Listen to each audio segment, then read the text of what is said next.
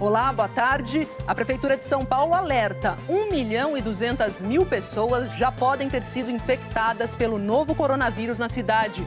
O número é quase 7 vezes maior do que os registros oficiais. Hoje, a Prefeitura anunciou data e regras para a reabertura de parques e academias.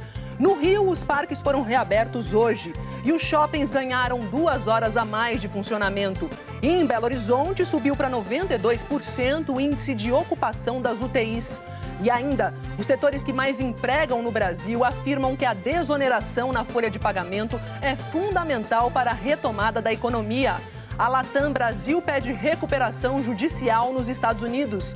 A CPMI das fake news quer aprofundar as investigações depois que pessoas ligadas ao PSL e aos gabinetes da família Bolsonaro foram associadas à produção de notícias falsas. E a polícia identifica um suspeito de soltar uma cobra naja perto de um shopping no Distrito Federal. Um estudante foi picado e está internado em estado grave. O Jornal Hoje está começando.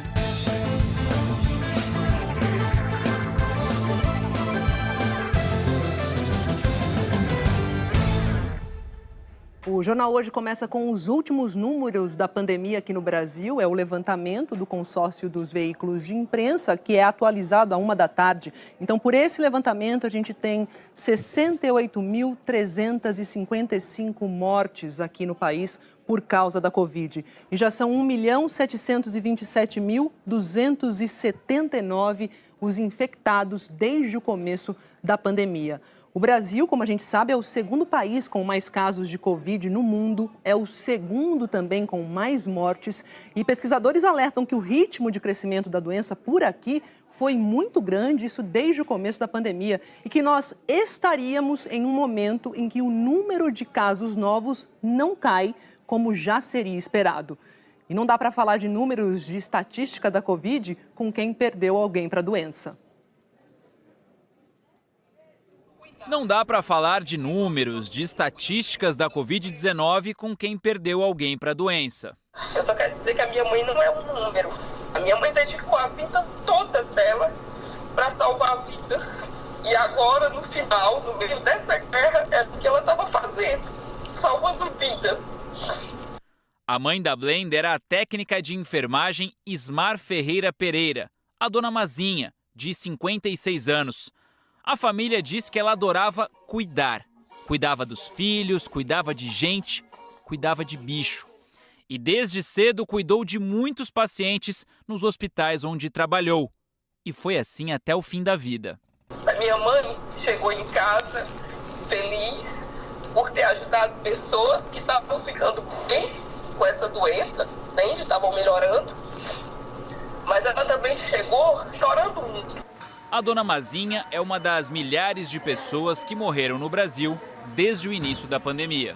Em números absolutos, segundo a Universidade Americana Johns Hopkins, que monitora a pandemia no mundo, o Brasil é o segundo no ranking mundial em casos e mortes pelo novo coronavírus, só atrás dos Estados Unidos. E esse número cresce de acordo com vários indicadores. Se você quiser olhar as mortes por milhão, você pode fazer uma curva de como as mortes por milhão estão crescendo. E daí você vai ver que as mortes estão crescendo no país, mesmo se você computar por milhão. Este gráfico da Fiocruz mostra a evolução das mortes no Brasil desde o início da pandemia. Mais de 31 óbitos a cada 100 mil habitantes. A velocidade com que os casos se propagam por aqui também preocupa. De acordo com um estudo da Fundação Oswaldo Cruz, num ranking global, o Brasil foi o país que mais duplicou o número de casos da Covid-19 até agora, desde o início da pandemia. A curva está progredindo lentamente. Agora já se duplicou o número de casos a cada 1 semana. Depois, em maio, a cada 2 semanas, mostra um processo de crescimento mais lento, e agora a cada 3 semanas. Mas isso é bastante grave. Se a gente fizer as contas, quantos casos isso representa, qual é a demanda que isso vai gerar ao serviço de saúde e quantas possíveis mortes isso pode gerar. Para esse médico e professor de matemática da Fundação Getúlio Vargas, o Brasil ainda vai demorar para chegar na curva decrescente de transmissão. E o Brasil está chegando no que a gente chama de platô, o que é uma situação muito desconfortável, porque esses números de casos novos por dia deveriam atingir um pico e depois começar a cair. O Brasil atingiu um pico e acabou se estabilizando em torno de 45, 50 mil casos por dia.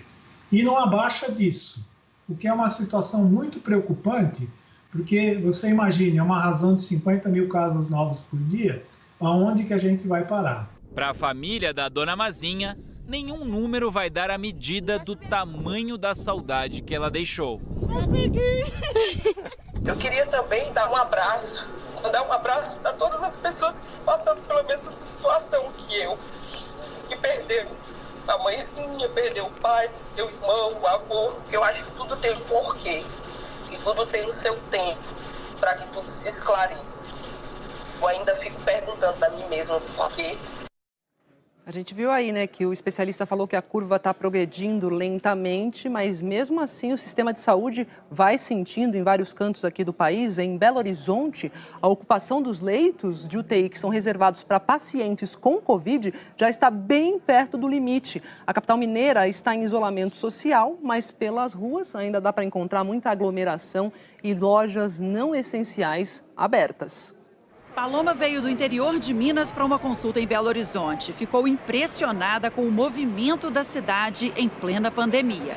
Se não fosse por médico, eu nem estaria aqui. Entrei no ônibus, já comecei a desesperar, porque fala que tem que ficar vazio, mas ficou lotado. Tem muito passageiro mesmo dentro dos ônibus, aglomerado nos pontos. Só o comércio essencial pode abrir, mas no centro de BH tem loja de sapato funcionando e várias outras com a porta pela metade, vendendo clandestinamente.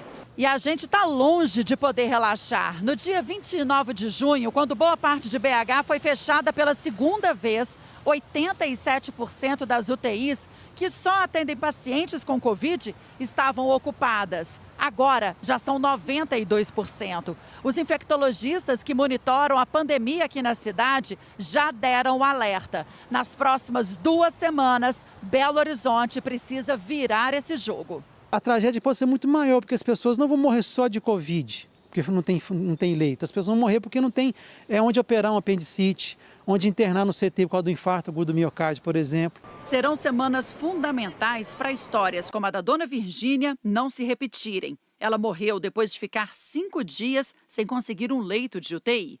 Eles falaram que tinha que ser transferida. O meu irmão, o esposo dela, tentou, ligava, mas não conseguia. Não conseguiu leito. Todos os leitos do Hospital Eduardo de Menezes, que só atende pacientes com Covid, estão ocupados. Acabo de sair do plantão noturno. O CTI está cheio, sim.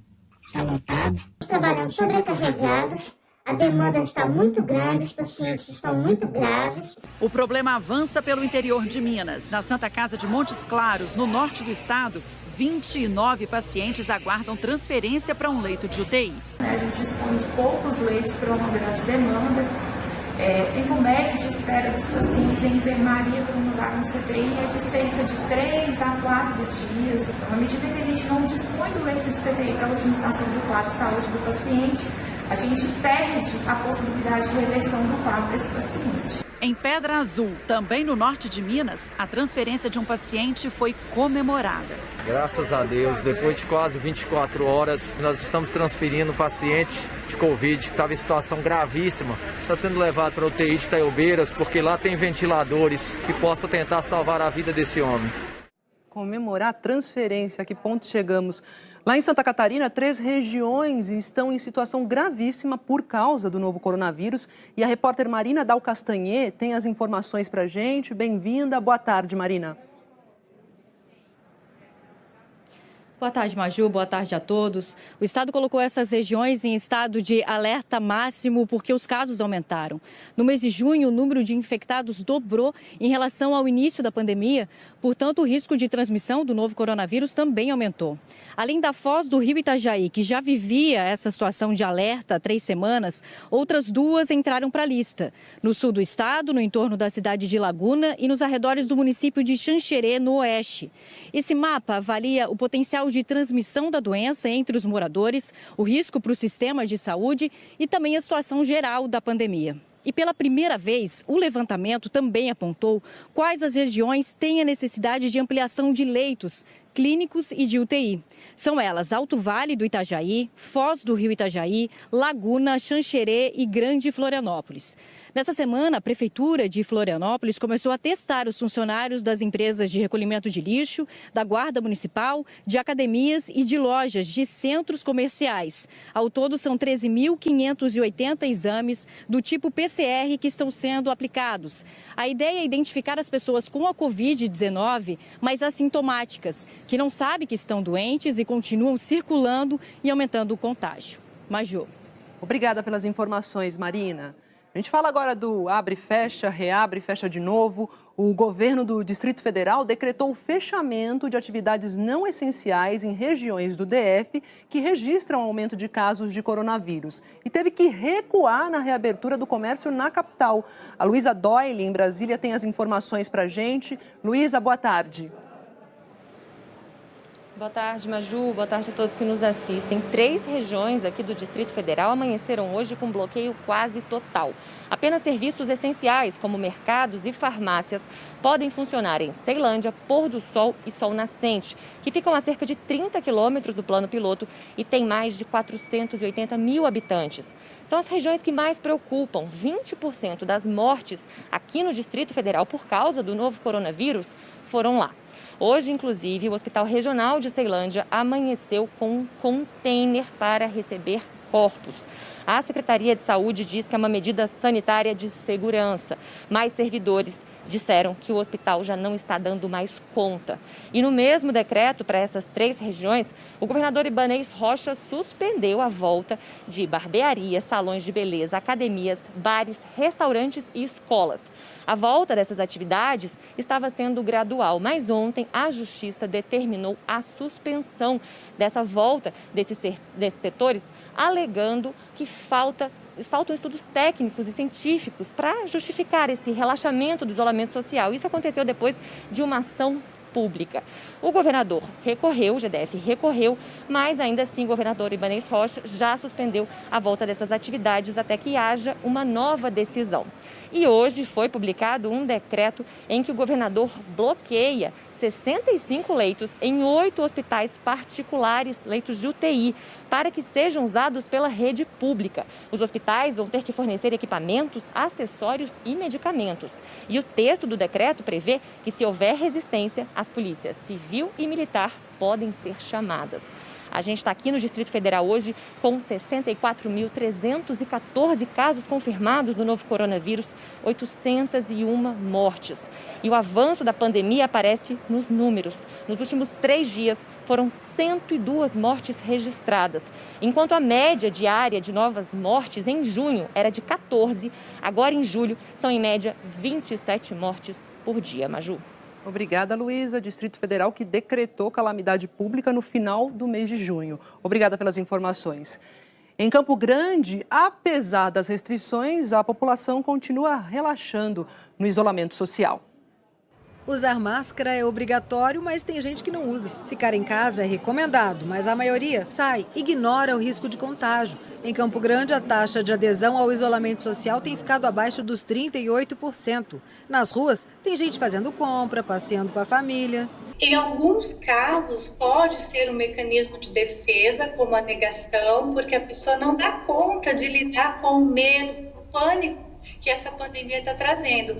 As pessoas acabam se misturando e se perdendo no mundo de informações, né? Nem sempre ouvindo as pessoas técnicas, as pessoas especialistas na área, né? E a gente vê muitas informações desencontradas. Em Campo Grande foram pelo menos 8 decretos. Fechamento total no início da pandemia, depois vieram as flexibilizações, abertura do comércio, dos shoppings, academias, igrejas, templos. Depois veio a exigência de uso de máscaras e o toque de recolher. Está valendo o novo horário, que começa às 8 da noite e termina às 5 da manhã. As aglomerações, claro, estão proibidas, mas todo fim de semana a Guarda Metropolitana faz flagrantes. Neste, mais de 100 pessoas estavam em uma festa clandestina. O pessoal está trabalhando 24 horas, está no toque de recolher na madrugada e esses mesmos servidores estão sendo contaminados por aqueles que descumprem né, todas essas medidas sanitárias baixadas pelo município. Sem o isolamento social necessário, o número de pessoas infectadas pelo novo coronavírus aumentou quase 400% em um mês aqui no estado. E nos hospitais, o sistema de atendimento já está no limite. Quase não tem vaga de UTI para os pacientes mais graves. Nosso pronto-socorro hoje está cheio. Muitos pacientes chegando pela área vermelha, que são os pacientes mais graves. Muitos deles necessitando de intubação orotraqueal e ventilação mecânica, nos deixa muito mais apreensivos. Cada número a mais na estatística tem nome e sobrenome. Márcia perdeu o marido, Aparecido dos Santos Alexandre, conhecido carinhosamente por Cicinho. Ele era o coordenador de vigilância epidemiológica em Douradina e morreu no dia 2 de julho. Só quem viveu a situação, igual a minha família, é que sabe da dor. Você não poder despedir do seu companheiro que tinha uma cumplicidade, um respeito, e pedir que as pessoas se cuidem, porque às vezes as pessoas ignoram, subestimam a capacidade letal do vírus. E São Paulo vai ter uma nova medida para controlar a disseminação do novo coronavírus. A família da pessoa que tiver o diagnóstico da Covid-19 também vai ser testada. Hoje, 1.200.000 pessoas da capital paulista já podem ter tido a doença. Esse número é 7 vezes maior do que o oficial. Em 10 dias, Conceição perdeu para o coronavírus a irmã Ana Lúcia e o cunhado José Carlos. Foram dias muito difíceis, permeados também pelo medo de ter sido contaminada. Uma problema de garganta, alguma dor de garganta, alguma coisa, meu Deus, será que eu estou com Covid? Será que eu peguei o Covid? Eu tinha medo. Contaminar meu filho, meu marido, os meus vizinhos mesmos. Mas, sem a chance de fazer um teste, Conceição não soube se foi infectada. Até hoje eu não sei. Até hoje eu não sei se eu tive o Covid ou não. Agora, a Prefeitura de São Paulo promete fazer um rastreamento na cidade para tentar conter a disseminação do vírus. A Secretaria Municipal de Saúde diz que a partir da semana que vem, quando uma pessoa for diagnosticada com a Covid-19, agentes de saúde irão até a casa dela fazer o teste do coronavírus em 5 parentes. Os moradores vão precisar cumprir o isolamento em casa para que haja um controle maior da doença. Vamos fazer o teste nessas 5 pessoas em média, tem famílias que têm menos, tem famílias que têm mais. Vamos dar um atestado médico para que essas pessoas, até que saia o resultado do teste, essas pessoas possam permanecer nas suas casas, para que a gente possa exatamente ter o prazo necessário de 5 a 10 dias para ter a confirmação se ela está ou não também com Covid. Essa decisão pelo rastreamento das famílias é resultado de uma pesquisa que a Prefeitura de São Paulo vem fazendo em milhares de casas. Por amostragem, uma parte da população já vem sendo testada para se estimar quantos moradores teriam sido infectados pelo novo coronavírus. São exames sorológicos que olham para o passado para revelar quem já teve o vírus.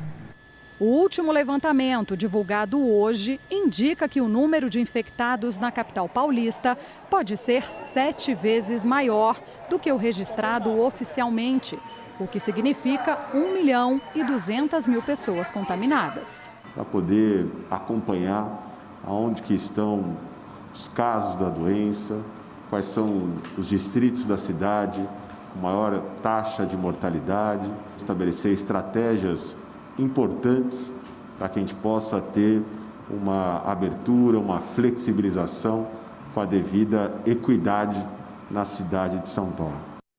E o governo de São Paulo anunciou agora há pouco que iniciou um projeto piloto de rastreamento e controle da epidemia e que vai acontecer, por enquanto, em 3 cidades. Então a gente vai saber como vai funcionar esse projeto piloto com o repórter William Cury. William, boa tarde, conta pra gente.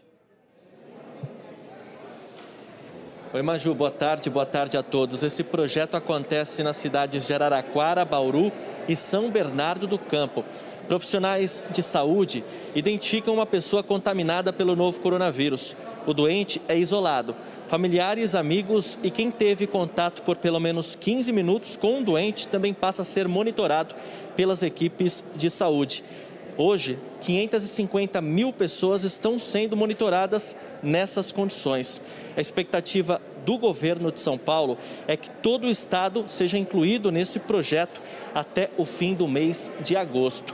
E aqui na capital, a Prefeitura de São Paulo anunciou que 70 parques vão abrir as portas na próxima segunda-feira, junto com academias de ginástica e também as produtoras do setor audiovisual. Mas as salas de cinema aqui na capital continuam fechadas. No estado de São Paulo, já temos quase 350 mil casos confirmados da Covid-19. Desde o início da pandemia, 17.118 pessoas perderam a vida vítimas da doença. Hoje, de acordo com o balanço divulgado há pouco pelo governo, cerca de 14 mil pessoas estão internadas por causa do novo coronavírus. Maju. Obrigada, William. Então, a Prefeitura de São Paulo deve reabrir 70 parques a partir de segunda-feira. Agora, no Rio de Janeiro, a Prefeitura acabou de anunciar a liberação de parques e um aumento do horário de funcionamento dos shoppings. Quem vai contar pra gente sobre essas liberações, é a repórter Ana Paula Santos. Oi, Ana Paula, bem-vinda, boa tarde. Como é que tá aí a expectativa para a abertura dos parques? Conta pra gente. Oi, Maria Júlia, boa tarde. Que bom poder falar com você aqui ao vivo no jornal hoje. Bom, vamos lá então. As informações que eu tenho são as seguintes. Teve uma fase com mais um pouco de liberação aqui no Rio de Janeiro, mas com poucas mudanças. Os parques puderam voltar a funcionar a partir de hoje, mas as pessoas terão que seguir algumas regras. Só poderão usar esses espaços públicos de lazer usando máscaras de proteção. Elas também terão que levar o álcool em gel em 70% para poder fazer a higienização das mãos entre as atividades. Nos parques onde tiverem aqueles brinquedos tão comuns para as crianças usarem, nos parquinhos, eles não poderão ser compartilhados. E, além disso, no Jardim Botânico, por exemplo, as visitas só poderão acontecer se tiver agendamento prévio. Se chegar lá na hora, como era até antes da pandemia, não vai poder entrar. Aqui no Parque Nacional da Tijuca, todos os mirantes eles foram fechados, inclusive o mais conhecido deles, que é o Mirante do Corcovado, onde fica o Cristo Redentor. A previsão para a reabertura do acesso para a estátua, ao monumento do Cristo Redentor, está então prevista para o início de agosto. A gente também tem informações sobre o horário de abertura dos shoppings. Antes era até às 8 da noite, agora vai até às 10 da noite. As feiras de artes e artesanato também foram liberadas. Agora tem informação sobre as praias. Havia uma previsão de liberar, isso não aconteceu. As praias continuam fechadas. A única coisa que foi liberada é natação, esportes como surf, sem aglomeração, e também na areia da mesma forma. Ambulante e o pessoal também que tem autorização para trabalhar em barraca não estão autorizados. A multa para quem descumprir essas orientações é de R$ 107. Maria Júlia. Obrigada, Ana. Saudades de um parque, né, Ana? Obrigada pelas informações. Agora a gente fala de Belém, que em Belém os casos de Covid que precisam de internação diminuíram. E aos poucos, algumas atividades estão de volta. Um estado com dimensões continentais, o coronavírus se propaga de formas diferentes. Em Belém, a prefeitura diz que a pandemia está sob controle. De 80 pessoas internadas na rede de saúde municipal na última terça-feira, 19 tinham Covid. Lembrem-se que desde o dia 1º de junho, quando nós flexibilizamos, a variação era sempre 30, 35, 38 pessoas sendo internadas todo dia. 3 locais que concentravam os atendimentos para a Covid na capital fecharam as portas para a doença e voltaram à rotina original. Pacientes internados foram transferidos para o hospital de campanha.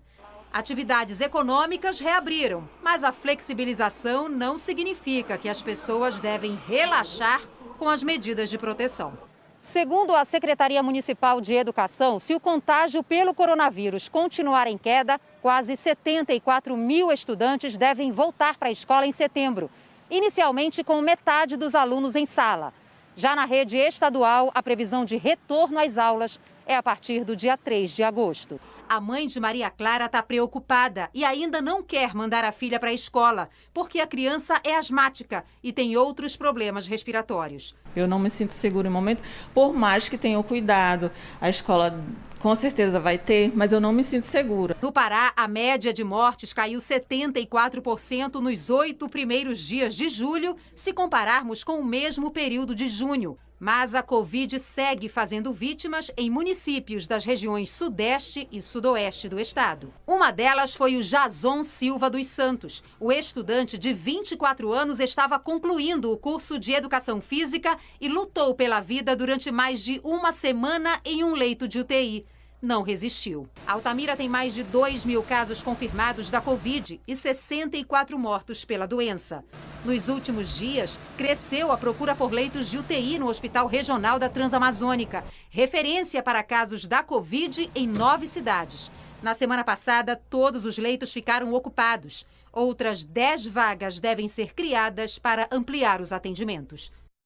Enquanto isso, a gente vai esperando aí a vacina, né? E se pergunta, cadê as vacinas? Olha só, a Comissão Nacional de Ética em Pesquisa do Ministério da Saúde deu a autorização que faltava para que a empresa chinesa Sinovac e o Instituto Butantan comecem a imunizar os voluntários com a vacina, né? Que vai começar a ser testada aqui no Brasil ainda nesse mês. Uma outra vacina já está sendo testada por aqui e esses testes já estão bem adiantados. Começaram no mês passado. A Denise usa um diário para registrar como está se sentindo. E nesse caso, a história dela pode ajudar milhões de pessoas no mundo todo. Ela foi a primeira voluntária fora do Reino Unido a tomar a vacina contra a Covid-19 na terceira fase de testes aqui no Brasil. Poder contribuir com a sociedade, esse desejo meu de ajudar as pessoas para que tenhamos uma vacina segura, uma imunização para todos que estão em casa e que todos tenham acesso também a essa vacina. Esse é o meu desejo principal, sobretudo. Cirurgiã dentista, a Denise está em contato com pacientes graves de Covid-19 todos os dias na UTI de um hospital em São Paulo. Essa exposição à doença está sendo um dos requisitos para que voluntários recebam as doses. Aliás, 2 das 21 vacinas que estão em avaliação clínica no mundo contam com voluntários do Brasil. A da Universidade de Oxford, na Inglaterra, em parceria com a Universidade Federal de São Paulo, e a do laboratório chinês Sinovac, que, aliás, acabou de receber a autorização que faltava para realizar a terceira fase dos testes da vacina por aqui. Isso vai ser feito com o apoio do Instituto Butantan. A primeira coisa importante para dizer é que a gente não vai dar vírus para ninguém. Então, é uma vacina que é aplicada nas pessoas para induzir uma defesa. Se o estudo mostrar que a vacina é eficaz, demora pouco tempo para já produzir uma quantidade grande de doses. Só que criar uma vacina leva tempo. Depois da elaboração e dos testes em animais, vem a fase clínica com testes em pessoas. Nas fases 1 e 2, pequenos grupos de voluntários são imunizados. Aí na terceira e última fase, que é a atual, milhares de pessoas recebem as doses para se testar a eficácia do produto. Tudo isso demora porque os pesquisadores precisam saber como a vacina vai se comportar no nosso corpo. E aí, numa situação como essa, de urgência, no meio de uma pandemia, o acompanhamento de quem tomou a vacina nessa última fase dos testes precisa durar pelo menos uns 3 meses. Esse é o prazo para descobrir se os anticorpos, que a gente representou aqui por esses soldadinhos verdes e que foram criados para combater a Covid-19, vão se manter num nível elevado por um bom tempo. Só assim vai dar para descobrir com qual frequência a gente vai ter que tomar a vacina para finalmente ficar imune à doença. É isso que vai fazer com que a gente saiba se essas vacinas vão precisar ser dadas todo ano ou a cada 2 anos. Assim é feito com a vacina da gripe. Eu preciso todos os anos dar, depois de 1 ano, uma nova dose, porque a gente sabe que 10 a 12 meses esses anticorpos para a gripe tendem a cair. O diretor médico de pesquisas clínicas do Instituto Butantan acredita que o Brasil vai ser pioneiro nessa corrida pela imunização e diz que já tem até vacina contra a Covid-19 sendo produzida. A Sinovac na China já está produzindo lotes de vacina a risco, ou seja, ainda sem saber o resultado, de tal forma de que o tempo em que a gente obtenha o resultado e que tenhamos a aprovação e de fato já comecemos a distribuição seja muito rápido. A gente está fazendo todos os esforços possíveis para que a gente tenha a resposta ainda este ano. Que venha logo. Olha, pelo segundo dia seguido, o Brasil registrou mais de 1.000 mortes de Covid-19. Esse dado é do boletim que o Ministério da Saúde divulgou ontem, então foram 1.223 óbitos a mais. Com isso, o número de vítimas chegou a 67.964. No boletim de ontem, foram confirmados mais de 44 mil novos casos. O total de infectados passou de 1.713.000. A Organização Mundial da Saúde anunciou hoje a criação de uma comissão independente que vai avaliar a resposta internacional coordenada pela OMS à pandemia do novo coronavírus. Então a gente vai saber mais os detalhes disso com o correspondente Marcelo Currege, que vai explicar como é que vai funcionar essa avaliação, né, de erros e acertos na pandemia da OMS. Boa tarde, Marcelo. Exato, Maju. Boa tarde para você, boa tarde a todos. Essa comissão independente para avaliação dos rumos tomados pela Organização Mundial da Saúde e pelos países membros da OMS no combate à pandemia será comandada por duas mulheres. A ex-primeira-ministra da Nova Zelândia, Helen Clark, e a ex-presidente da Libéria, Ellen Johnson Sirleaf, que já recebeu um Prêmio Nobel da Paz. Elas vão escolher um grupo de trabalho entre as autoridades de saúde dos 194 países que compõem a OMS. A partir daí, esse grupo vai estudar o que já deu certo, o que deu errado e o que deve ser prioridade no esforço conjunto dessas nações para conter não apenas a pandemia de Covid-19, mas outras pandemias que possam surgir no futuro. Os primeiros relatórios do grupo devem ser divulgados em novembro. O chefe da OMS, Tedros Adhanom, fez um alerta nesse discurso de hoje sobre algumas características da doença, nesse caso de doenças assim. Ela desconhece fronteiras e explora as desigualdades do sistema de saúde, até mesmo em países ricos, disse o chefe da OMS sobre a Covid-19. E a OMS reafirmou em nota oficial também hoje que a criação do grupo de avaliação estava prevista desde maio e não é uma resposta às últimas críticas do presidente dos Estados Unidos, Donald Trump. Segundo a Organização Mundial da Saúde, mais de 11.800.000 pessoas já foram infectadas pela Covid-19 no mundo, 544 mil morreram e a pandemia ainda está acelerando, Maju. Pois é, Marcelo, obrigada pelas informações. E olha só, as infecções pelo novo coronavírus no mundo, ele deu alguns números, Marcelo, passaram de 12 milhões. Os Estados Unidos tiveram o 5º recorde diário no número de casos de Covid em 9 dias. Foram mais de 59 mil novas infecções registradas ontem. Pelo menos 5 estados tiveram o maior número em 24 horas desde o início da pandemia. E um novo surto lá em Tulsa, em Oklahoma, chama a atenção dos americanos, porque, segundo o diretor do Departamento de Saúde da cidade, o aumento dos casos por lá provavelmente está ligado ao comício do presidente Donald Trump no dia 20 de junho. Foram registrados quase 500 novos casos de Covid-19 entre segunda e terça-feira. E olha só o Japão. Tóquio bateu recorde de registros do novo coronavírus em 24 horas e hoje foram 224 casos registrados em um único dia, 3 vezes mais do que o número de infecções de ontem. A governadora de Tóquio, Yuriko Koike, atribuiu esse novo recorde ao aumento na realização de testes. Agora, as autoridades estão focadas em ampliar a testagem de Covid nos bairros mais badalados. Isso porque 75% dos novos casos estão entre jovens. Este estudante universitário diz que antes ele pensava que o novo coronavírus era problema de outras pessoas, mas que agora ele está sentindo na pele porque muita gente da geração dele está se infectando. A jovem de 22 anos diz que ficou preocupada quando o número de infectados passou de 100 e que ela está tentando não sair de casa. Desde que o estado de emergência terminou no dia 25 de maio, todos os lugares do Japão estão tentando se adaptar. Nesse parque de diversões, os visitantes foram orientados a não gritar na montanha-russa para não espalhar o vírus. Foi divulgado até um vídeo explicativo. A orientação é clara: quando estiver na montanha-russa, grite para dentro.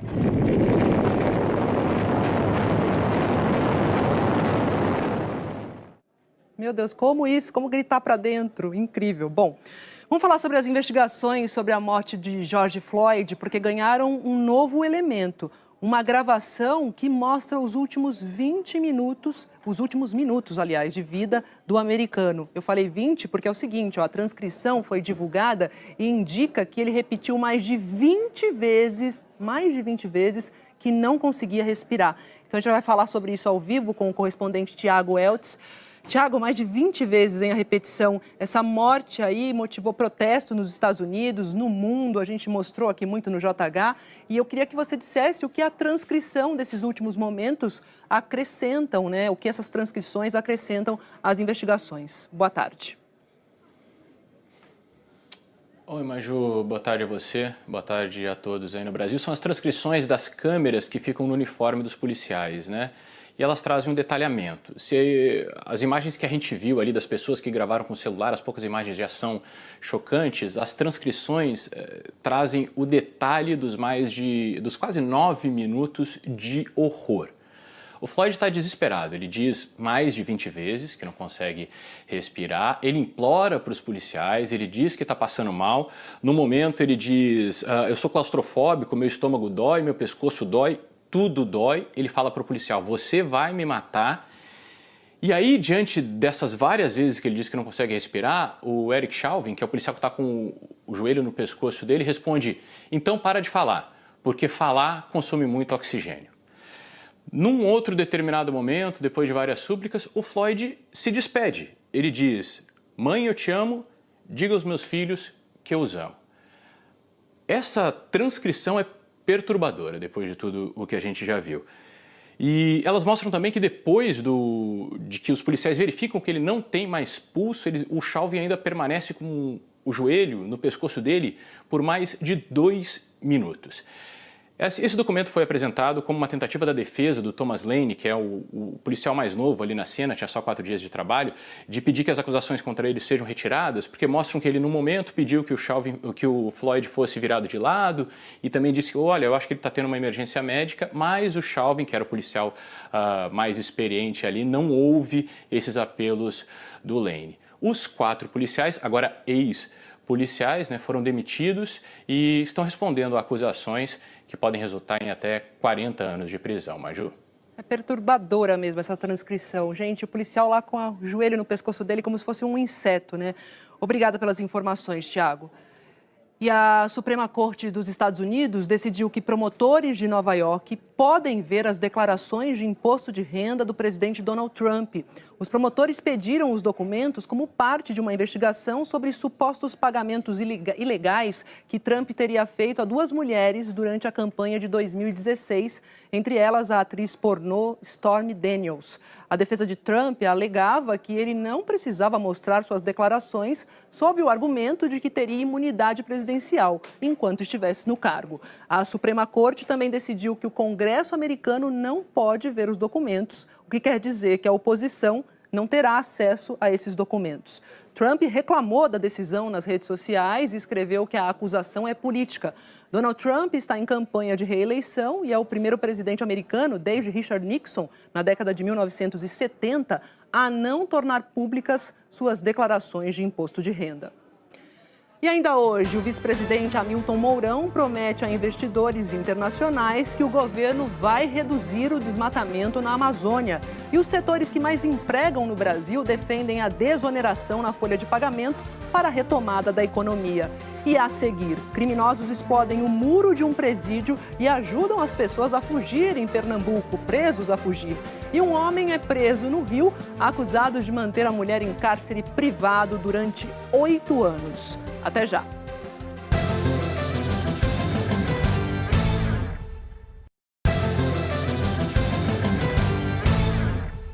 O governador do Rio, Wilson Witzel, do PSC, tem um depoimento marcado para esta tarde sobre as suspeitas de corrupção na área da saúde.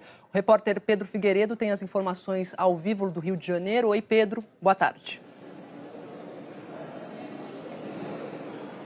Oi, Maju, boa tarde para você, boa tarde a todos. O depoimento do governador Wilson Witzel, do PSC, está marcado para logo mais às 3 horas da tarde, aqui na delegacia da Polícia Federal do Aeroporto Internacional Tom Jobim, o aeroporto do Galeão.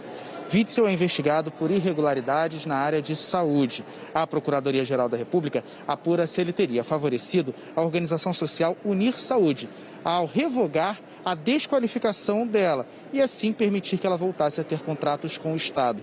Segundo os investigadores, o instituto é ligado ao empresário Mário Peixoto, que está preso. A primeira-dama, Helena Witzel, também é investigada. Ela teria recebido mais de R$100 mil para advogar para a DPAD Serviços Diagnósticos, que, de acordo com a investigação, também é ligada a Mário Peixoto. A defesa da primeira-dama disse que o depoimento dela será na segunda-feira. Wilson Witzel também é alvo de um processo de impeachment na Assembleia Legislativa do Rio. Hoje começa a contar o prazo de 10 sessões que os advogados do governador têm para apresentar a defesa. Pela manhã, Wilson Witzel esteve em Nova Friburgo, na região serrana do Rio, onde entregou cheques simbólicos a produtores rurais. Ele deixou a cidade agora há pouco e está vindo aqui para o aeroporto. Antes, porém, ele negou as acusações. Não tenho nenhuma relação com essas pessoas que estão sendo investigadas, não tenho nenhuma relação com as empresas. As empresas, muito pelo contrário, tenho sido muito duro com as empresas e aquelas que realmente praticarem irregularidades têm que tomar as providências a serem as providências necessárias. E terminou agora há pouco o depoimento de Ricardo Nunes, que é o fundador da rede varejista Ricardo Eletro, lá em Belo Horizonte. Ele está preso desde ontem em uma operação contra sonegação fiscal e lavagem de dinheiro. Ricardo Nunes foi escoltado do Centro de Remanejamento de Presos até o prédio do Ministério Público de Minas, na região metropolitana. O depoimento começou às 10 horas. O fundador da rede varejista Ricardo Eletro é investigado pelos crimes de sonegação de impostos e lavagem de dinheiro. O governo de Minas estima que deixou de arrecadar 387 milhões de reais em 8 anos. A filha de Ricardo, Laura Nunes, foi presa, mas teve a prisão revogada ontem mesmo por colaborar com a polícia. O superintendente da Ricardo Eletro, Pedro Daniel Magalhães, também teve a prisão revogada e tem até amanhã para se apresentar e prestar depoimento. Foram 3 horas e meia de depoimento e, na saída, o advogado de Ricardo Nunes disse que o empresário respondeu todas as perguntas e está colaborando plenamente com as investigações. A defesa já pediu o relaxamento da prisão. Bolivianos estão bloqueando uma rodovia que dá acesso ao Brasil. O motivo é o novo coronavírus e o repórter Lucas Leles explica para a gente exatamente o que está acontecendo por lá. Oi, Lucas, boa tarde. Oi, Maju, boa tarde para você, boa tarde a todos. É isso mesmo, o protesto é do lado boliviano, na cidade de Puerto Suárez. Os manifestantes fecharam a rodovia com montes de terra e pedem ao governo boliviano mais investimentos na saúde pública, porque com a fronteira fechada, os bolivianos não podem atravessar para o lado brasileiro para buscar atendimento médico e a rede de saúde da Bolívia está em colapso. Este é o segundo protesto na região e enquanto durar essa manifestação, o trânsito de veículos de carga na fronteira está suspenso. As filas já começam a se formar na rodovia que dá acesso ao Brasil. Segundo a Receita Federal, cerca de 250 caminhões de carga passam pela região todos os dias. A Bolívia fechou as fronteiras no fim de março e desde então apenas o transporte de carga estava permitido. E o protesto está impactando diretamente nas exportações da região centro-oeste, já que por Corumbá passam 80% dessas exportações. Aqui do lado brasileiro a gente não tem filas de caminhões, porque todos estão parados no Porto Seco, que tem aqui na cidade, e também nas mais de 40 transportadoras que atuam aqui em Corumbá. Mas hoje a gente continua acompanhando esse protesto que não tem data nem horário para terminar. Volto com você do estúdio. Obrigada, Lucas, pelas informações. E criminosos explodiram o muro de um presídio lá em Pernambuco e ajudaram presos a fugir. Foram muitos tiros e uma explosão. Moradores da cidade de Limoeiro, no agreste pernambucano, acordaram no susto hoje, às 4 da madrugada. Fiquei doidinha em cima da cama enrolada. Estremeceu a cama aqui. Estremeceu a cama? Estremeceu a minha cama. Muito barulho? Muito barulho. De acordo com a Secretaria de Ressocialização do Estado, 27 detentos da penitenciária Doutor Enio Pessoa Guerra fugiram por este buraco feito na parede.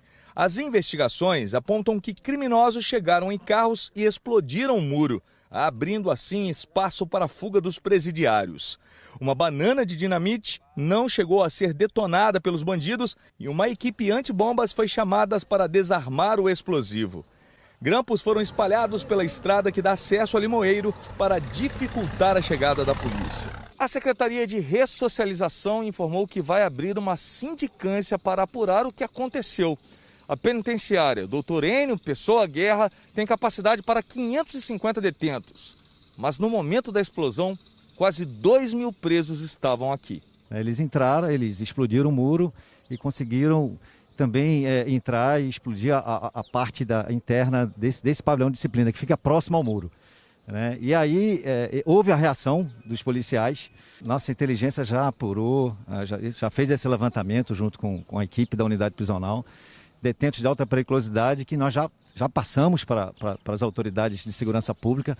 Nós já estamos no encalço e vamos caçar esse povo que fugiu. Né? Tropas especiais da Polícia Militar estão na cidade de Limoeiro para tentar recapturar os presos.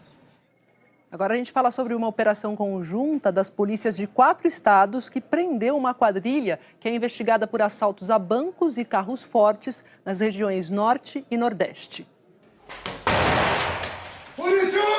Foram 6 presos hoje. A polícia chegou a entrar na casa do chefe da quadrilha no Pará, mas ele continua foragido. Os mandados de prisão foram cumpridos no Pará, Maranhão e Pernambuco. As ações fazem parte da segunda fase de uma operação da Polícia Civil do Tocantins para investigar assaltos a bancos e carros fortes. A quadrilha agia em várias cidades do Norte e Nordeste e transportava armas em caminhões de madeira. Uma madeireira localizada na cidade de Cabrobró, que era utilizada por essa organização para dar discrição nesse transporte do armamento nas cidades da região Norte e Nordeste, onde essa organização atuava. Um dos assaltos foi em agosto do ano passado, em Arapoema, no Tocantins. O grupo chegou a trocar tiros com a polícia. No fim de janeiro, na cidade de Ipixuna, do Pará, a quadrilha fez 25 pessoas reféns durante um assalto a banco. Em uma mensagem, um dos bandidos falou sobre esse roubo. Nós temos que arrumar uma original, pô, uma 50. Porque essa daqui mesmo não presta. Não tá furando a chapa de aço, não. Também por mensagem, os criminosos negociavam a troca do armamento. Passei 1 hora na cidade. Vou me jogando grampo e vão passando por ele. A bala cortou lá dentro da cidade ainda, viu? A liderança dessa organização criminosa estaria se queixando do armamento utilizado em 3 assaltos a carro forte. Por conta desse armamento não estar sendo suficiente para romper a blindagem dos caminhões blindados. Então, por conta disso, eles optam por mudar o modo de atuação e passam a atacar agências bancárias. Para a polícia, o dinheiro desses assaltos financiou a compra de armamentos de alta potência, capazes de abater até alguns tipos de aviões. E tem mais operação. Essa no Rio de Janeiro, né? Uma milícia que também atua no tráfico de drogas foi alvo de uma operação hoje lá no Rio. Dos 16 mandados de prisão, 5 já foram cumpridos. Um capitão da PM apontado como chefe dessa milícia ainda não foi encontrado. Não tinha amanhecido e o cabo da Polícia Militar, Fernando Mendes Alves, de 38 anos, o Biro, já estava preso. O cabo e mais 15 pessoas são acusados de integrar uma milícia violenta que atua em Vargem Grande e Vargem Pequena, 2 bairros da zona oeste do Rio. Segundo os investigadores, essa milícia também atua no tráfico de drogas. A principal diferença dessa organização criminosa é que, além deles cometerem os crimes tradicionais de milícia, que são extorsões, ameaças ou homicídios, eles também praticam o crime de tráfico de entorpecentes.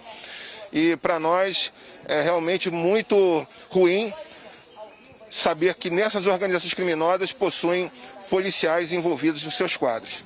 A operação de hoje contou com 200 policiais civis, promotores e agentes da Corregedoria da Polícia Militar. E também foi atrás de mãe e filho. Ana Lúcia Silva Alves foi presa em casa e cobriu o rosto ao chegar à delegacia. O filho dela, Gabriel da Silva Alves, o Biel, não foi encontrado.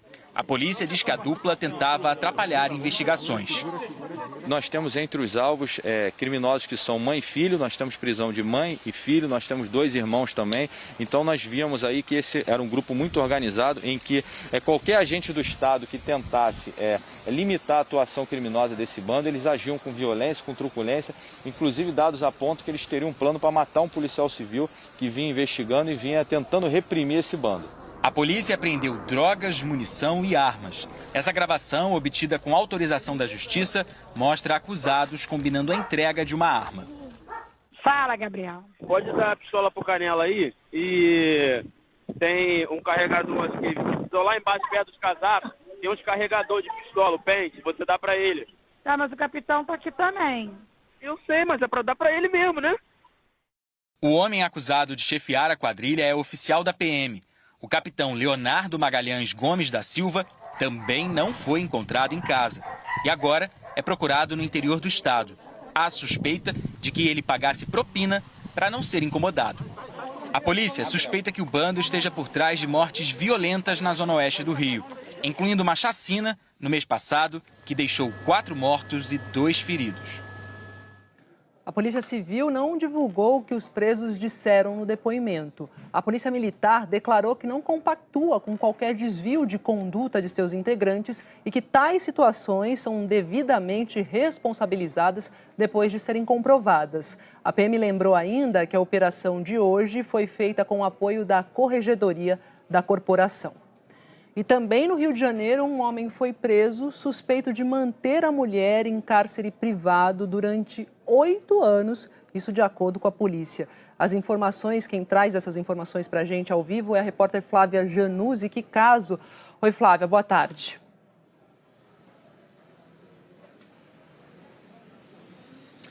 Oi, Maju, essa história é inacreditável, né? A polícia descobriu porque a vítima mandou uma foto para o parente, aí o parente conseguiu mandar essa foto para a polícia. E aí a vítima, nesse bilhete, fazia um pedido de socorro.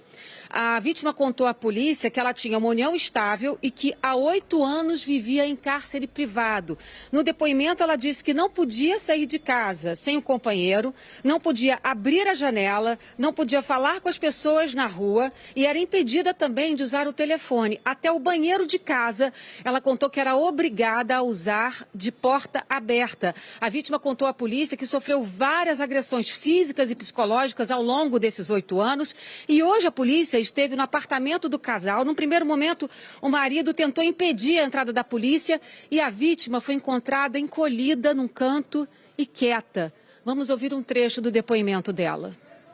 Eu consegui tomar coragem depois de 8 anos de sofrimento com uma pessoa que se diz amar demais. Outra acabou prejudicando muito a minha vida. Hoje eu tive um grito de liberdade. Resolvi denunciar essa pessoa.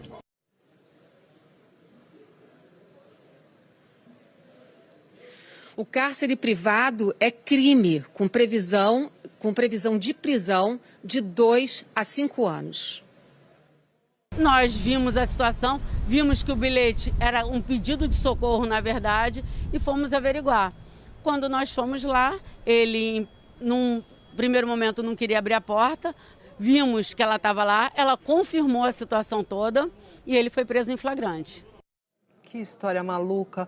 Olha só, ainda hoje a polícia identifica um suspeito de soltar uma cobra naja perto de um shopping no Distrito Federal. Um estudante foi picado e está internado em estado grave. E a seguir, a Latam Brasil pede recuperação judicial nos Estados Unidos. E a CPMI das fake news quer aprofundar as investigações depois que pessoas ligadas ao PSL e aos gabinetes da família Bolsonaro foram associadas à produção de notícias falsas. Até já.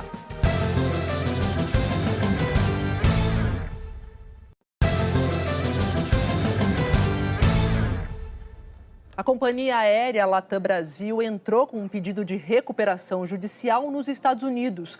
O Grupo Latam e as afiliadas no Chile, Peru, Colômbia, Equador e Estados Unidos já tinham feito o pedido no fim de maio. A unidade brasileira tinha ficado de fora porque negocia um empréstimo com o BNDES que ainda não saiu. A Latam disse que tem uma dívida estimada em 7 bilhões de reais. Esse pedido de recuperação judicial é a etapa anterior ao processo de falência. A empresa afirmou aos clientes que a operação dos voos e os programas de fidelidade não vão ser afetados. No começo da semana, a Avianca Brasil entrou com um pedido de falência. Deputados, senadores e representantes de setores importantes da economia discutem a manutenção da desoneração da folha de pagamento de empresas até o final do ano que vem. Essa medida é importante para a retomada da economia. Associações que reúnem representantes dos setores que mais empregam no Brasil afirmam que a desoneração na folha de pagamento é fundamental. Só o setor de transportes, por exemplo, fechou 56 mil postos de trabalho entre março e maio deste ano. E sem o estímulo, esse número pode ficar ainda maior. Isso porque o presidente Jair Bolsonaro vetou a proposta que garantia a manutenção, por mais um ano, da redução de tributos de 17 setores. Entre eles, transporte, comunicação, construção civil, tecnologia da informação, call center, têxtil, calçados, proteína animal e outros. No caso do setor de proteína animal, ele até conseguiu se manter bem durante a pandemia, produzindo para o consumo interno e para a exportação. A ideia para o ano que vem era abrir mais postos de trabalho. Mas agora há dúvidas sobre o que pode acontecer. Para o setor de proteína animal, a desoneração da folha é fundamental. Nós geramos 4 milhões de empregos no Brasil. Produzimos não apenas para o mercado interno, mas para 160 mercados para os quais exportamos no mundo. E há uma compensação ao Tesouro e ao país com novos empregos. Nós imaginamos que em torno de 50 mil novos empregos serão gerados com essa desoneração e essa prorrogação. A avicultura também prevê dificuldades sem a manutenção desse estímulo em 2021. O setor produz 14 milhões de toneladas por ano e exporta 30% para vários países. Eu acho que o importante para o governo é manter os empregos para as empresas que empregam massivamente, porque caso aconteça de ter essa oneração novamente e as empresas não suportarem, o que acontece? Nós não aguentaríamos esse impacto agora, principalmente porque agora, nesse período de todas as prevenções que nós estamos tendo com a Covid, a maioria das empresas está trabalhando com em torno de 10% a 12% a mais de pessoas contratadas, justamente para substituir aquelas pessoas de grupo de risco, aquelas pessoas que, por acaso, têm alguma suspeita de Covid e que todas as empresas afastam temporariamente essas pessoas. Com o veto do presidente Jair Bolsonaro, a desoneração da folha salarial acaba no fim desse ano. Mas o presidente da Câmara, Rodrigo Maia, acredita na derrubada do veto no Congresso. Desde que o presidente Bolsonaro vetou a desoneração da folha, esse debate vem crescido aqui no Congresso, principalmente na Câmara dos Deputados.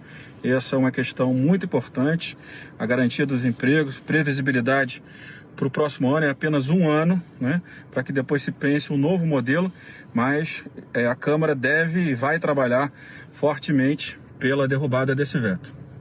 A Frente Parlamentar da Agropecuária, que reúne mais de 200 deputados, espera convencer o governo de que o veto foi um erro. No momento como este, de grande sensibilidade e desemprego, votar contra uma matéria dessa é muito complicado. A Frente Parlamentar da Agropecuária deseja reabrir o debate com o governo para encontrarmos uma alternativa possível nesse tema. Deputados e senadores receberam uma carta de 30 associações afetadas pelo veto do presidente Bolsonaro. Entre elas, a ABIMAC, Associação de Máquinas e Equipamentos, a ABRAT, Associação de Transportes Interestadual de Passageiros, CEBIC da Construção Civil. A preocupação é que aumentar a carga tributária no ano que vem pode inviabilizar a recuperação da economia. E olha, a Secretaria do Trabalho do Ministério da Economia recebeu mais 653 mil pedidos de seguro-desemprego em junho. O número é menor do que o de maio, mas em relação ao mesmo mês do ano passado é 28% maior. 2.590.000 pedidos foram feitos desde a segunda quinzena de março, quando a economia começou a sentir os efeitos da pandemia do novo coronavírus. Quase 70% dos pedidos do mês passado vieram de desempregados dos setores de serviços e comércio. De janeiro a junho, o Ministério registrou 14,8% mais pedidos do que no mesmo período de 2019. A relatora da CPMI das fake news no Congresso, que é a deputada Lídice da Mata, do PSB, afirmou hoje que a comissão vai usar as informações publicadas pelo Facebook para aprofundar as investigações. O Facebook desativou ontem uma rede de contas e de perfis ligados a funcionários dos gabinetes da família Bolsonaro. O Laboratório Forense Digital DRF conduziu essas investigações que levaram o Facebook a remover os perfis ligados ao presidente Bolsonaro. Tércio Arnaud Tomás tem 32 anos e ocupa um gabinete no 3º andar do Palácio do Planalto, mesmo andar em que despacha o presidente Jair Bolsonaro. Ele foi nomeado assessor especial da presidência no ano passado, no primeiro mês de governo, com um salário de quase R$14 mil, e viaja com frequência para acompanhar agendas do presidente. Antes trabalhou no gabinete do filho do presidente, Carlos Bolsonaro, e na campanha presidencial de 2018. 2 páginas associadas a ele foram retiradas do ar pelo Facebook, uma com mais de 1 milhão de seguidores e a outra com 492 mil. Com um cargo de assessoramento superior no governo, Tércio tem direito a morar em um imóvel funcional. O que ele ocupa fica nesse prédio, na Asa Sul, bairro Nobre de Brasília. Para quem não trabalha no governo, o aluguel aqui não sai por menos de R$5 mil. As páginas controladas por Tércio têm ataques a adversários políticos de Bolsonaro, como o governador do Rio, Wilson Witzel. Também há referências a ministros do Supremo, parlamentares e até ministros que deixaram o governo Bolsonaro em meio a atritos, como Henrique Mandetta e Sérgio Moro. Ao todo, o Facebook excluiu 35 contas que criavam e espalhavam notícias falsas sobre política, alimentando o discurso de ódio e distorcendo informações até sobre a pandemia do coronavírus. No Instagram foram removidas 38 contas. No relatório que motivou a retirada dessas páginas do ar, o Facebook afirma que os responsáveis tentavam ocultar as suas identidades e quem era o verdadeiro responsável por coordenar as publicações. No comunicado da rede social, o Facebook diz que a investigação encontrou nomes ligados ao PSL, aos gabinetes de deputados estaduais do Rio de Janeiro e aos gabinetes dos filhos do presidente da República, Flávio e Eduardo Bolsonaro. 2 assessores do deputado federal Eduardo Bolsonaro foram identificados pelo Facebook administrando páginas de fake news. Um deles é Paulo Eduardo Lopes, conhecido como Paulo Chuchu. Paulo é um dos articuladores do Aliança pelo Brasil, partido que o presidente Jair Bolsonaro pretende criar desde que saiu do PSL. Ele atua como secretário parlamentar na Câmara e recebeu no mês passado pouco mais de R$3 mil de salário. A página registrada por ele no Facebook foi retirada do ar. Ontem, Paulo publicou esse vídeo criticando a decisão do Facebook e descumprindo o decreto que obriga o uso de máscaras em Brasília. Paulo é apontado na investigação como um dos principais operadores da rede derrubada pelo Facebook. A responsável pela investigação e chefe para a América Latina do Laboratório Forense Digital DRF explica que as páginas criadas eram inautênticas, falsas, sem autor definido. Esse site, eles tinham um grupo no Facebook também, que eles faziam passar por notícias independentes, por jornalismo independente, quando na verdade é um esforço de propaganda ligado, nesse caso, a um assessor do Eduardo Bolsonaro. Outro assessor de Eduardo Bolsonaro é Carlos Eduardo Guimarães. Ele entrou na Câmara dos Deputados há 14 anos no gabinete do então deputado Jair Bolsonaro. Atualmente é secretário parlamentar. Tem salário de quase R$16 mil. Eduardo já foi apontado em relatório da CPMI das fake news como responsável por publicações que espalhavam fake news e atacavam adversários políticos de Jair Bolsonaro. A relatora da CPMI das fake news, a deputada federal Lídice da Mata, disse hoje em entrevista à Globo News que a CPMI vai aprofundar as investigações. Nós não vamos poder fingir que não estamos vendo. Eu acho que a CPMI precisa investigar, seja quem for. Se é nossa obrigação investigar campanha de ódio, fake news, ou seja, notícias fraudulentas que são criadas com o interesse de causar prejuízo, que são feitas de modo organizado, com utilização de uma rede de tecnologia para disseminação em massa, tudo isso tem que ser investigado seja quem estiver cometendo esta, no mínimo, irregularidade, esta, no mínimo, uma fraude ao usuário da rede. O senador Ângelo Coronel, presidente da CPMI das fake news, vai propor que a comissão peça ao Facebook detalhes sobre as contas apagadas e o conteúdo delas. Esse material deve ser acrescentado ao relatório da Comissão Parlamentar de Inquérito. O importante é deixarmos que as redes sociais fiquem limpas e que as pessoas não se influenciem por postagens mentirosas. Além do Brasil, a auditoria do Facebook identificou também contas inautênticas nos Estados Unidos, Canadá, na Ucrânia e no Equador. A ação acontece no momento de muita pressão sobre o Facebook. A empresa enfrenta um boicote de mais de 900 anunciantes que aderiram a uma campanha contra o discurso de ódio nas redes sociais. O Facebook se defende, diz que baniu 250 organizações racistas e que de janeiro a março tirou do ar mais de 9 milhões de postagens com discursos de ódio. Em uma rede social, o senador Flávio Bolsonaro, do Republicanos, disse que prestava solidariedade a todos os perfis que, segundo ele, foram injustamente censurados pelo Facebook e pelo Instagram, aparentemente por apoiarem o presidente Bolsonaro. Também numa rede social, o deputado Eduardo Bolsonaro, do PSL, escreveu que, mesmo sem definição do que seja crime de ódio, a rede de Mark Zuckerberg excluiu diversos perfis conservadores do Facebook e do Instagram. Nós entramos em contato com Tércio Arnaud Tomás, Carlos Eduardo Guimarães, Paulo Eduardo Lopes e com o Palácio do Planalto, mas ainda não tivemos resposta. O Partido dos Trabalhadores afirmou que 10 contas de distribuição de mensagens no WhatsApp, chamadas de Zap do PT, foram derrubadas desde o último dia 25 de junho, sem explicações. Segundo o PT, as contas eram mantidas para distribuição de notícias e conteúdos afiliados. A presidente nacional do PT, Gleisi Hoffmann, disse que cobrou uma justificativa do Facebook, que é o dono do WhatsApp. A assessoria do partido informou ontem que a empresa ainda não respondeu ao pedido. Questionado pelo portal de notícias da Globo, o G1, se derrubou canais do PT, o WhatsApp respondeu que várias contas foram banidas por disparos massivos e automatizados, sem citar quais, quantas e a quem pertenciam, e que não comenta casos específicos, mas que sabe que entre essas contas havia alguma ligada ao partido, porque o PT recorreu da decisão.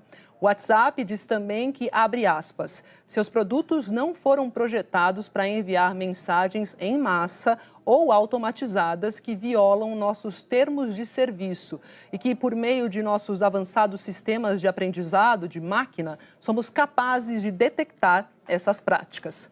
Fecha aspas.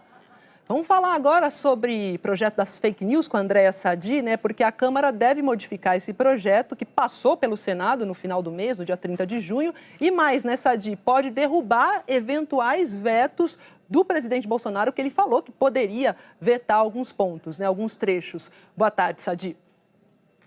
Oi, Maju, boa tarde a você, boa tarde a todos. Exatamente, o presidente já sinalizou que pode sim vetar um texto que venha do Congresso Nacional sobre fake news. Esse texto já passou no Senado, como você disse, teve muita discussão ali, algumas críticas, mas ele acabou sendo aprovado e seguiu para a Câmara dos Deputados. O que o presidente da Câmara, Rodrigo Maia, me disse hoje? Que a Câmara vai fazer pelo menos mais 2 semanas de debates a respeito desse texto, vai fazer ajustes, acrescentar, tirar alguns trechos, mas tudo de acordo com tudo em acordo com os senadores. Porque o que ele diz é o seguinte, você precisa ter esse diálogo com os senadores, ajustar a matéria em comum para que, se o presidente de fato vetar esse texto, quando o texto voltar para o Congresso, Senado e Câmara podem sim derrubar esses vetos. Ele diz que o texto, uma regra para a questão das fake news, esse conteúdo falso que é divulgado nas redes sociais, você precisa discutir isso agora, porque isso vai ser a coisa mais importante, Maju, para o presente e para o futuro da nossa democracia. A gente tem visto muitos ataques, agressões e mentiras sendo publicadas, então por isso a gente vê tantas frentes de discussões a respeito da fake news. Tem a CPI, tem essa questão do projeto, tem um inquérito lá no Supremo Tribunal Federal. Então, o presidente da Câmara, assim que acabarem esses debates das próximas semanas, ele quer levar ao plenário para que essa matéria seja votada pelos deputados. Maju. Definiu bem, Sadi, mentiras sendo publicadas. Obrigada, viu? E até mais. E o Conselho Nacional de Justiça pediu explicações à juíza federal Gabriela Hard sobre os 500 milhões de reais da Lava Jato oferecidos ao governo federal para o combate à pandemia da Covid. A juíza Gabriela Hart, substituta da 13ª Vara, em que são julgados os processos da Lava Jato em primeira instância, disse que ofereceu o dinheiro atendendo a um pedido do Ministério Público Federal. No despacho, a juíza afirma que se baseou em recomendações do STF e do próprio CNJ.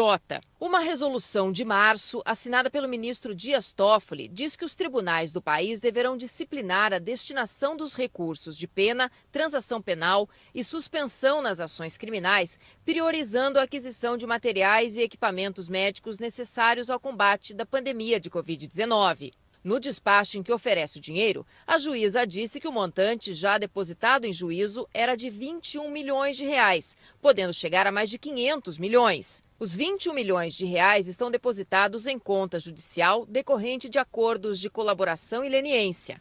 A maior parte dos 508 milhões são de acordos celebrados aqui no Paraná com Andrade Gutierrez, Camargo Correia e Odebrecht.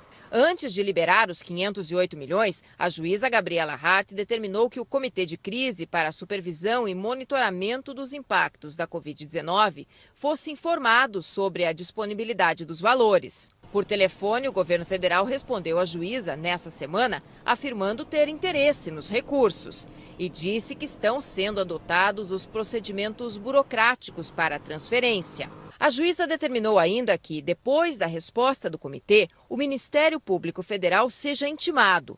Cabe ao MPF submeter a proposta à 5ª Câmara de Coordenação e Revisão e manifestação sobre a destinação dos recursos.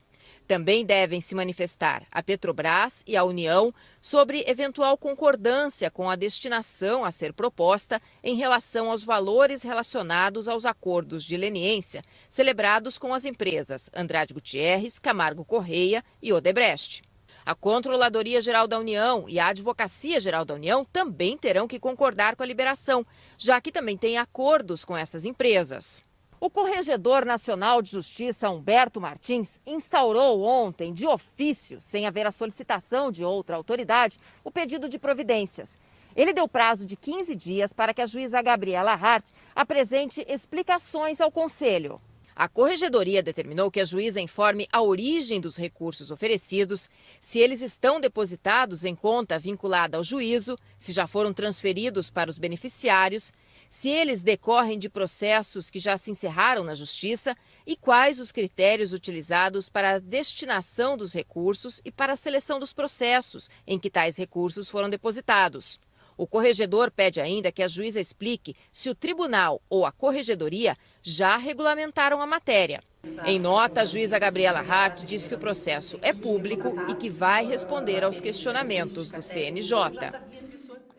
O Ministério Público Federal disse que não vai se manifestar sobre o assunto. E o delegado da Polícia Federal, Ricardo Saad, foi nomeado para ocupar o posto de oficial junto à Europol em Haia, lá na Holanda. Saad foi superintendente da PF no Rio de Janeiro. A Camila Bonfim, em Brasília, tem as informações para a gente. Oi, Camila, boa tarde.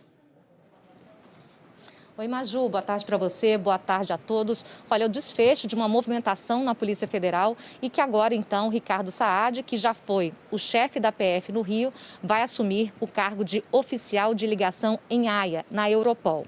Na prática, ele vai, então, colocar aí todo o conhecimento que ele já tem relacionado a ativos internacionais, cooperação jurídica internacional. Na prática, em relação à matéria penal, obter provas no exterior, recuperar ativos desviados do Brasil, portanto, assumindo um cargo fora do país. Agora, Saad esteve no meio de uma polêmica, na verdade, o cargo que ele ocupou está no centro de uma investigação que corre no Supremo Tribunal Federal, que é o cargo de chefe da PF no Rio de Janeiro. Foi justamente esse cargo que o presidente Jair Bolsonaro, sem prévia comunicação à cúpula da PF, pediu a troca de Ricardo Saad para colocar outro delegado, alegando problemas de produtividade. Mas a investigação já mostrou dados oficiais de que, à época que Ricardo Saad ocupava à chefia da PF no Rio, houve os melhores resultados de produção e também de produtividade na Polícia Federal. Ricardo Saad, além de ter chefiado a PF no Rio, Maju, ele também foi chefe do DRCI no Ministério da Justiça, que é o Departamento de Recuperação de Ativos e também Cooperação Jurídica Internacional. Justamente esse departamento que faz, então, esses acordos para obter provas no exterior e reforçar investigações. Portanto, Maju, o desfecho dessa história que a gente acompanhou aqui no Jornal Hoje. Obrigada, Maju. Obrigada, viu, Camila? Ricardo Saad vai para o Serviço Europeu de Polícia, Europol. E a seguir, identificado um suspeito de soltar a cobra que picou um estudante perto de um shopping no Distrito Federal. O vice-presidente Hamilton Mourão promete a investidores internacionais a preservação da Amazônia. E a previsão do tempo para todo o Brasil com a Eliana Marques. Já, já.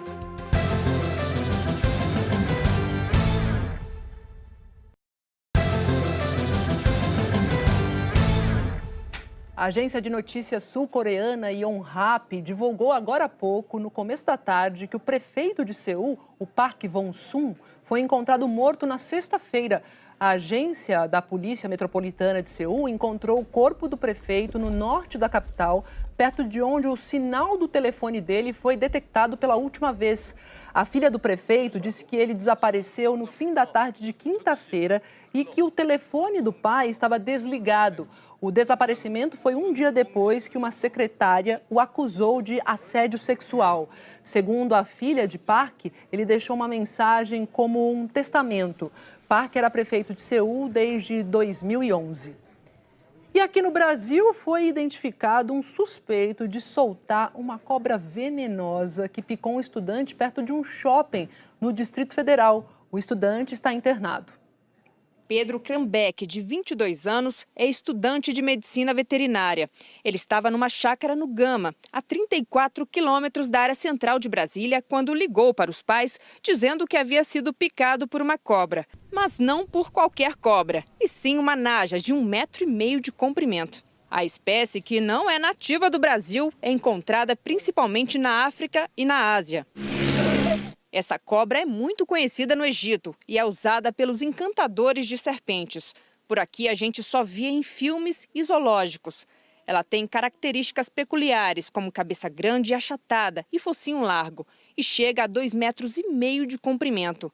O veneno pode matar uma pessoa em questão de horas. O estudante chegou consciente ao Hospital Particular Maria Auxiliadora no Gama, mas o estado de saúde se agravou. A Polícia Ambiental entrou em contato com o Instituto Butantan em São Paulo, que doou algumas ampolas de soro antiofídico já aplicadas no estudante. Hoje ele apresentou melhoras no quadro de saúde, mas ainda respira com a ajuda de aparelhos. O veneno é neurotóxico, né? Então é aquele veneno que a pessoa não consegue abrir os olhos, ela sente fraqueza, ela não consegue nem deglutir, né? Então ela tem dificuldade de engolir a saliva. E ela também age ali no diafragma, né? Então, por isso que a pessoa nem consegue respirar. O problema principal é mais esse problema respiratório. A cobra foi encontrada ontem à noite numa caixa de plástico transparente, atrás de um monte de terra, numa área próxima a um shopping de Brasília. Foi deixada lá por um amigo de Pedro, que já foi identificado e vai ser intimado a prestar esclarecimentos. Uma das possibilidades que a polícia investiga é de que a naja era criada nesse condomínio. Nessas imagens que foram apagadas das redes sociais do estudante picado, ele aparece com a cobra enrolada no braço. Como o Brasil não tem cobras najas na fauna, o soro usado pelo Instituto para fins de pesquisa não é produzido aqui, mas importado. Tem um perigo sério para o Brasil. Nós não temos soro aqui para naja e que acaba arriscando a vida não só dessa pessoa, mas de toda a população.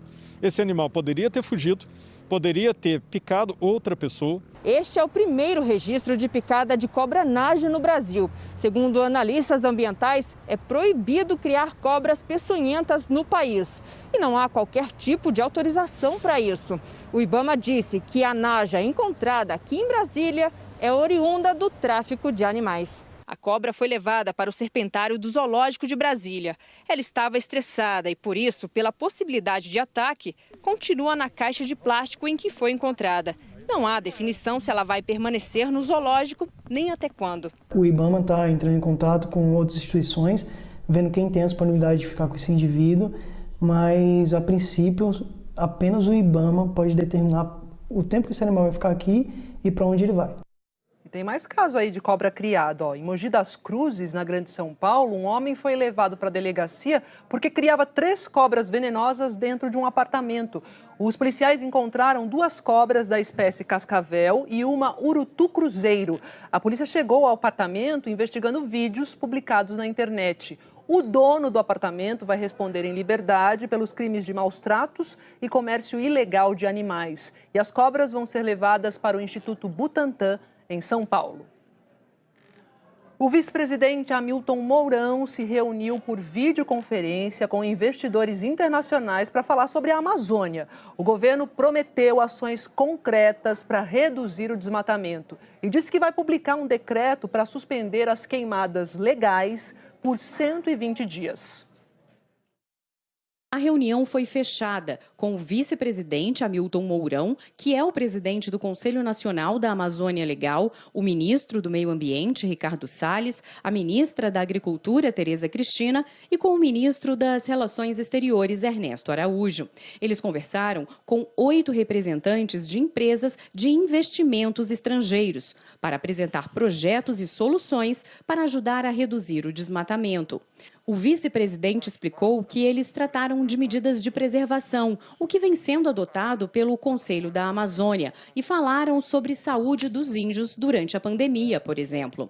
Sobre o desmatamento, Mourão disse que o governo não vai tolerar que o fogo avance. Na semana que vem, será publicado um decreto com o objetivo de suspender as queimadas legais na Amazônia. O ano passado foi editado pelo presidente da República um decreto suspendendo as autorizações para uso de fogo por 60 dias.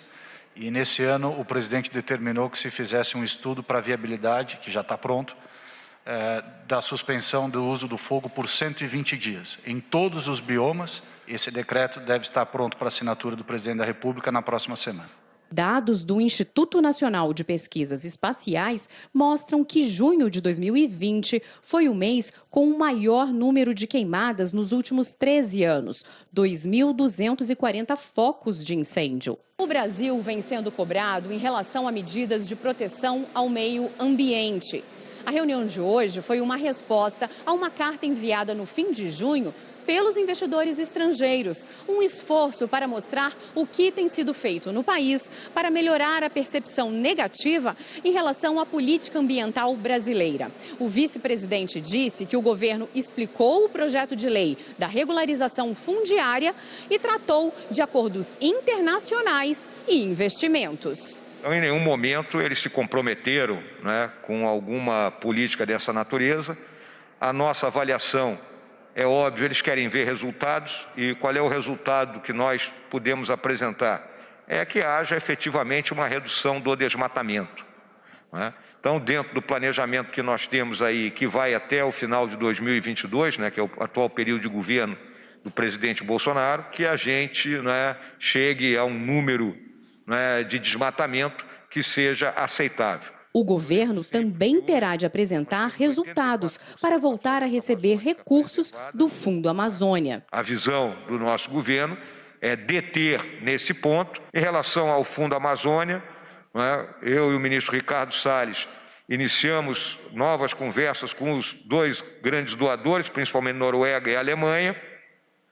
Estamos aguardando aí, vamos dizer, o visto bom deles, que também está ligado à nossa resposta em relação a desmatamento. Uma vez que a gente consiga apresentar dados consistentes, os recursos que estão lá serão novamente reabertos para os projetos relacionados ao desenvolvimento, proteção e preservação da Amazônia. Não há prazo. A nossa visão é que, vamos deixar aqui muito claramente, a gente conseguindo apresentar, por exemplo, no segundo semestre, um resultado positivo em relação às queimadas, é algo que pode ser colocado na mesa de negociação e dizendo, nós estamos cumprindo a nossa parte, agora vocês voltem a cumprir a de vocês. No início desta semana, Mourão recebeu também uma carta de entidades e empresários brasileiros pedindo para que sejam apresentadas políticas de preservação, alegando que é preciso mudar a imagem do país no exterior para não prejudicar os negócios e atrair investimentos. Mourão confirmou que a reunião com empresários para tratar dessas questões será amanhã à tarde. E olha só, a Organização Meteorológica Mundial alerta que aumentou a probabilidade de a temperatura média da Terra subir mais de 1,5 grau nos próximos 5 anos. Então a gente volta a Londres para falar sobre isso com Marcelo Currege, né? Que os cientistas estão alertando faz tempo para o aquecimento global. Esse número parece pequenininho, né, Marcelo? Mas dá uma baita diferença aí no clima do planeta. É isso, Maju. Não há perspectiva de que a temperatura global caia nos próximos 5 anos. E existe uma possibilidade de que ela cruze a barreira de 1,5 graus Celsius acima dos níveis pré-industriais em algum momento até 2024. Esse limite é considerado pelos especialistas como o teto para evitar mudanças climáticas catastróficas, como desertificação em algumas partes do planeta, enchentes e ventos de grande intensidade em outras. O secretário-geral da Organização Mundial de Meteorologia, o finlandês Petri Talas, disse que apesar da possibilidade de a temperatura global aumentar 1,5 grau a curto prazo, isso também não significa que ela não possa cair novamente depois. Sobre a diminuição da emissão de dióxido de carbono por causa da pandemia, o Petri Talas disse que de fato ela caiu entre 4% e 7%. Mas a vida útil do carbono na atmosfera é longa e essa diminuição acaba tendo um impacto pequeno num cenário mais amplo do problema, ou seja, o esforço internacional para atingir a meta do Acordo de Paris e manter o aquecimento global abaixo de 2 graus Celsius nas próximas décadas precisa ser ainda maior, Maju.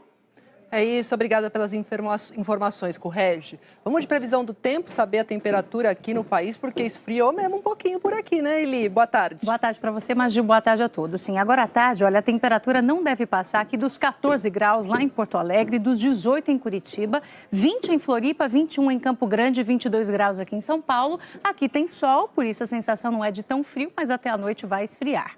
Vai esfriar também no Rio de Janeiro, depois da máxima de 29 graus. À noite a temperatura cai para 15, previsão de chuva à noite no Rio, com intensidade moderada. Tem uma frente fria indo para lá. Atrás dessa frente veio o ar polar, que também é mais seco, por isso parou de chover no sul. Mas os rios Caí e Taquari, no Rio Grande do Sul, ainda não baixaram. Cerca de 4.100 pessoas estão desalojadas ou desabrigadas. Em Montenegro, a Defesa Civil diz que a água começa a baixar ainda hoje. E em Lajeado, segundo a Prefeitura, essa foi a maior cheia em 64 anos. O ciclone já está em alto mar, a gente vê aqui, né, essa área circular. O mar continua agitado entre Rio Grande do Sul e Santa Catarina, com tendência de baixar a partir de amanhã. E as rajadas de vento agora ficam restritas ao litoral de São Paulo e também do Rio de Janeiro. Maju. Outras regiões. Outras regiões. Cuiabá teve calorão de 36 graus na segunda-feira, 35 na terça, 31 ontem, hoje máxima de 28 graus. Tempo firme em Cuiabá, também aqui, olha, pegando Goiás, Minas, Espírito Santo, Tocantins, sul do Pará e em grande parte do Nordeste. Natal, João Pessoa e Recife estão na área com mais chuva no Nordeste, juntamente com Salvador. Essas imagens de telespectadores mostram muita água descendo a ladeira. Enchente. Água entrando nas casas. Gente também se arriscando no meio da inundação. Já teve deslizamento e vem mais chuva em Salvador. No norte, temos desde chuva até ar seco e também calorão. Maju? Amanhã, Eli? Amanhã, geada lá no sul do país, em grande parte da região, nessa área aqui em branco.